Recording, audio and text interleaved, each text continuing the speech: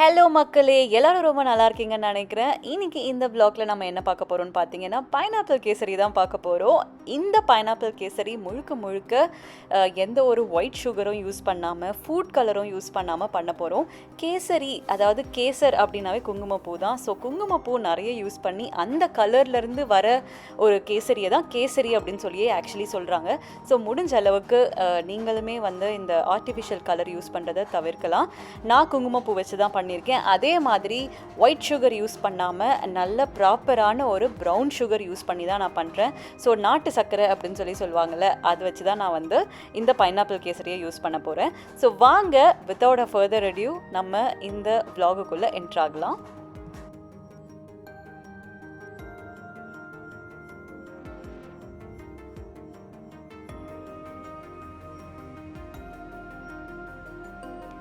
நான் இந்த universal measuring cup தான் யூஸ் பண்ண போகிறேன். ஸோ நீங்கள் எந்த கப் வச்சுருந்தாலும் பரவாயில்ல. இப்போ ஒரு கப் போடுறீங்க ரவா அப்படின்னா அதுக்கேற்ற மாதிரி ஒரு கப் ஆயில் அண்ட் ஒரு கப் சுகர் நீங்கள் யூஸ் பண்ணுற மாதிரி இருக்கும்.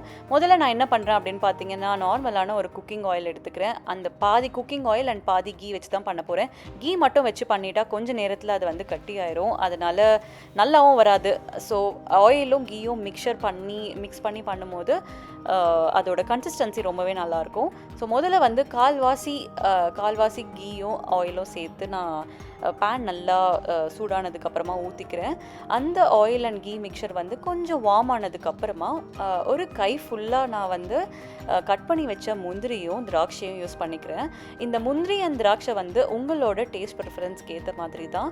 அது கொஞ்சம் ப்ரௌன் ஆனதுக்கப்புறமா என்ன பண்ணுறேன்னு பார்த்தீங்கன்னா, ரவா யூஸ் பண்ணுறேன். ஸோ இந்த பாம்பே சூஜி அப்படின்னு சொல்லுவாங்கள்ல, அந்த ரவை தான் யூஸ் பண்ணுறேன். அது இந்த ஒரு கப் ஃபுல்லாக நான் போட்டிருக்கேன். இந்த ஒரு கப்பும் நான் வச்சுருக்க அந்த மெஷரிங் ஒரு கப்பும் சேம் மெஷர்மெண்ட் தான். நான் சும்மா இந்த வீடியோக்காக இந்த கப்பில் வச்சும் உங்களுக்கு காமிச்சிருக்கேன். உங்களுக்கு எப்படி வேணுமோ, எந்த கப் உங்ககிட்ட இருக்கோ நீங்கள் அதை வச்சு பண்ணிக்கலாம். ஸோ இந்த ரவையை எவ்வளோ தூரம் வறுக்கணும்னு பார்த்தீங்கன்னா, அந்த ரவையோட ஸ்மெல் வரும். அந்த ரவை, அந்த கீ, ஆயில், நீங்கள் போட்டு அந்த ட்ரை ஃப்ரூட்ஸ், அது எல்லாம் சேர்த்து ஒரு நல்ல ஸ்மெல் வரும். அந்த ஸ்மெல் வர வரைக்கும் இந்த ரவையை நீங்கள் ஃப்ரை பண்ணணும். பட் ப்ரௌனாக ஆகக்கூடாது. ஸோ அதில் பார்த்துக்கோங்க, ரொம்ப ப்ரௌன் ஆகிடுச்சுன்னா நல்லா இருக்காது. மீன்வைல் நான் வாட்டருமே வேக வச்சுக்கிறேன். ஏன்னா வாட்டர் பாயில் ஆகணும். நல்லா பாயில் ஆகிற வாட்டரை தான் நம்ம இப்போ ரவையில் ஊற்ற போகிறோம். அதுவுமே பார்த்தீங்கன்னா, நான் ஒரு கப்பில் ஆயில், ஒரு கப்பில் எடுத்த அந்த ரவைக்கு ஈக்குவலாக 3 கப்பான வாட்டர் நான் வச்சுக்கிறேன். நல்லா பாயில் ஆன உடனே அது கிட்டத்தட்ட 2.5 கப் இல்லை 2.75 கப் அளவுக்கு வரும்னு வச்சுக்கோங்களேன், பாயில் ஆகுறனால. ஸோ 3 கப் தாராளமாக உங்களுக்கு பிடிக்கும். இப்போ என்ன பண்ணுறீங்க அப்படின்னு பார்த்தீங்கன்னா, நீங்கள் எடுத்து வச்சுருக்கீங்களே அந்த கீ அண்ட் ஆயில் மிக்சர், அந்த ஒரு கப்லேருந்து கொஞ்சம் எடுத்து வச்சுருப்பீங்க, அதிலேருந்து ஒரு 2-3 டேபிள் ஸ்பூன் நான் போட்டுக்கிறேன். பிகாஸ் இது கொஞ்சம் இது போடுறனால நல்லா பைண்ட் ஆகும். அந்த அந்த ரவை இருக்குது பாருங்கள், அது அந்த நீங்கள் போட்டிருக்க அந்த நட்ஸோடு சேர்ந்து நல்லா பைண்ட் ஆகும். அந்த ஒரு அரோமாக்காகவும் தான். இல்லை நான் டோட்டலாகவே அப்புறமா போட்டுக்கிறேன் அப்படின்னாலும் நீங்கள் இதை ஸ்கிப் பண்ணிவிட்டு கடைசியாக கூட நீங்கள் எடுத்து வச்சுருக்க அந்த ஆயில் அண்ட் கீ மிக்சரை போட்டுக்கலாம். இப்போ ஒரு கப் ஃபுல்லாக நான் பைனாப்பிள் போட்டுக்கிறேன். ஸோ இந்த பைனாப்பிளுமே பார்த்தீங்கன்னா குட்டி குட்டி பிட்ஸாக கட் பண்ணி வச்சு போட்டிருக்கேன். இது பைனாப்பிள் சீசன் அப்படின்றனால தான் நான் பைனாப்பிள் யூஸ் பண்ணி இந்த பைனாப்பிள் கேசரி பண்ணிகிட்ருக்கேன். நீங்கள் அந்த பைனாப்பிள் போட்டு கொஞ்சம் நேரம் ஃப்ரை பண்ணுற மாதிரி இருக்கும்.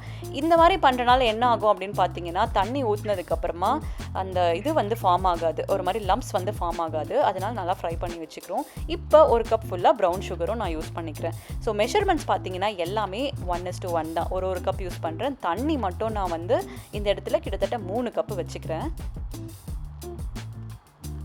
ஸோ கொஞ்ச நேரத்துலேயே உங்களுக்கு அந்த பைனாப்பிள் ஸ்மெல்லும் வர ஆரம்பிச்சிடும். இந்த ப்ரௌன் கலரில் இருக்கிறதுமே பார்த்திங்கன்னா, நம்ம ப்ரௌன் சுகர் போட்டனால தான் அந்த ப்ரௌன் கலருமே இருக்குது. இப்போ நல்லா கொதிக்கிற தண்ணியை எடுத்து நம்ம குங்குமப்பூ இருக்குங்களே, அது நல்லா ஒரு 2 பிஞ்ச் அளவுக்கு நான் குங்குமப்பூவை போட்டு அந்த கொதிக்கிற தண்ணியை அதில் ஊற்றுறேன். ஸோ அதனால் என்ன ஆகும்னா, அந்த குங்குமப்பூவில் இருக்க கலர் எல்லாம் சீக்கிரமாக வர ஆரம்பிக்கும். நார்மல் தண்ணி ஊற்றுனா சீக்கிரம் வராது. ஸோ கொஞ்சம் ஹாட் வாட்டர் ஊற்றுனீங்கன்னா டப்புன்னு அந்த கலர் ரெடி ஆகிடும். அந்த சாஃப்ரான் ஸ்மெல்லும் ரொம்ப நல்லா வரும். இப்போ அந்த மிக்சரும் ரெடி ஆகிடுச்சு. அதை எடுத்து இந்த ரவையிலையும் ஊற்றிக்கிறேன். ஸோ இந்த தண்ணியுமே அந்த 3 கப்பில் இன்க்ளூடட் தான், சரிங்களா? அந்த 3 கப் நான் ஃபஸ்ட்டு பாயில் பண்ண பாருங்கள், அதிலேருந்து எடுத்து ஊற்றுனது தான் அந்த குங்குமப்பூலையும். இப்போ மீதி தண்ணியை கொஞ்சம் கொஞ்சமாக நான் சேர்த்து இந்த மாதிரி கலந்து விட்டுக்கிறேன். கண்டிப்பாக கலந்துகிட்டே இருக்கணும், அப்போ தான் லம்ப்ஸ் ஃபார்ம் ஆகாது. ப்ளஸ் நம்ம நல்லா வறுத்தனாலையும் லம்ஸ் ஃபார்ம் ஆகாது. பட் ஸ்டில் நம்ம இந்த வாட்டரும் சாலிட் மிக்சரும் நம்ம மிக்ஸ் பண்ணும்போது டப்புன்னு லம்ஸ் ஃபார்ம் ஆயிடும். அதனால் நீங்கள் வந்து மிக்ஸ் பண்ணிகிட்டே ஸ்டிர் பண்ணிகிட்டே இருக்கிறது வந்து அவசியம். அதுவுமே பார்த்திங்கன்னா ஒரு 2 மினிட்ஸ் ஸ்டிர் பண்ணால் போதும், எல்லாமே ஒன்றா மிக்ஸ் ஆகிட்டு நல்லா வந்துடும். இந்த மாதிரி வந்துடும். இப்போ வந்து ஒரு 1/4 டீஸ்பூன் அளவுக்கு நான் வந்து நல்லா கார்டமம் பவுடரை வந்து ஆட் பண்ணிக்கிறேன். இந்த கார்டமம் பவுடர் வந்து நல்ல ஒரு அரோமா கொடுக்கும், அதனால் ஆட் பண்ணிக்கிறேன். இப்போ வந்து மீதி இருக்க அந்த ஆயில் அண்ட் கீ மிக்சர் இருக்குங்களே, அதையும் சேர்த்து நல்லா வந்து ஸ்டிர் பண்ணி விட்டுக்கிறேன். இப்போயே பார்த்தீங்கன்னா இது கிட்டத்தட்ட ரெடி ஆகிடுச்சு. ஸோ இப்போயே கூட நீங்கள் இறக்கிடலாம். பட் நான் இன்னும் கொஞ்சம் நேரம் விட போகிறேன். ஏன்னா நம்ம கடைசியாக போட்ட இந்த கீ அண்ட் ஆயில் வந்து நல்லா எனக்கு உள்ளே போகணும். அதனால் நான் இதை வந்து க்ளோஸ் பண்ணி கொஞ்சம் நேரம் கிட்டத்தட்ட ஒரு 2 to 3 மினிட்ஸ் வந்து ஃபுல் லோ ஃப்ளேமில் க்ளோஸ் பண்ணி வைக்க போகிறேன். கிட்டத்தட்ட 3 மினிட்ஸ் நான் வந்து லோ ஃப்ளேம்லேயே விட்டுட்டேன். நம்ம ரவை கேசரி ரெடி ஆகிடுச்சு. பைனாப்பிள் ரவை கேசரி. இதை வந்து சூஜி ஹல்வா அப்படின்னு கூட சொல்கிறாங்க. ஸோ இது ரொம்பவே டெலிஷியஸாக இருந்தது. அந்த அரோமாவே ரொம்ப நல்லா இருந்தது. அந்த சாஃப்ரான், அந்த குங்குமப்பூவோட அந்த ஒரு ஸ்மெல் வந்து எப்போவுமே ஒரு தனி ஸ்மெல்லுங்க. அதை போட்டு நம்ம வந்து கேசரி பண்ணால் ரொம்ப நல்லாயிருக்கும்.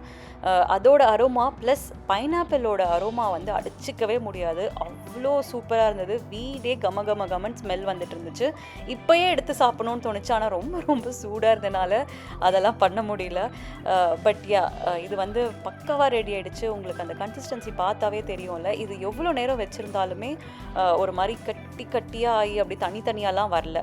ரொம்ப நல்லாவே இருந்தது. சாப்பிட்றதுக்கு முன்னாடி நாங்கள் எஸ்பெஷலி கனடாவில் இருக்கனால இதில் கீ போட்டிருக்கனால கொஞ்சம் கட்டியாகிற மாதிரி ஃபீல் ஆனாலும் அதை வந்து அவனில் வச்சு நீங்கள் கொஞ்சம் நேரம் சாப்பிட்றதுக்கு முன்னாடி இல்லை சர்வ் பண்ணுறதுக்கு முன்னாடி ஒரு வேளை இதை ஸ்டோர் பண்ணுறீங்க அப்படின்னா அவனில் வச்சு ஒரு 30 செகண்ட்ஸ் வச்சாவே போதும். நல்லா அந்த கட்டின அந்த நெய்யெல்லாம் வந்து உருகி மறுபடியும் உங்களுக்கு இந்த மாதிரி வந்துடும்.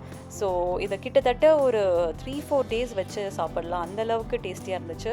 நிறைய பேர் கேசரி மில்க் ஆட் பண்ணி பண்ணுறாங்க. நீங்கள் மில்க் ஆட் பண்ணுறதா இருந்தாலும் இதே கேசரியில் நம்ம பண்ண ஸ்டெப்ஸ் எல்லாமே நீங்கள் ஃபாலோ பண்ணும்போது 1 கப் வாட்டரை கம்மி பண்ணி அதுக்கு பதில் 1/2 கப் மில்க் நீங்கள் ஊற்றிக்கலாம். அது பண்ணாலும் அந்த மில்கோட அந்த டேஸ்ட்டு, அந்த க்ரீஸினஸும் அதை ஆட் பண்ணி இன்னமும் அதுவும் டேஸ்டியாக தான் இருக்கும். நம்ம நெக்ஸ்ட் விலாகில் மில்க் போட்டு பண்ணலாம். பட் இப்போத்தோட இந்த விலாகை முடிச்சுக்கலாம்.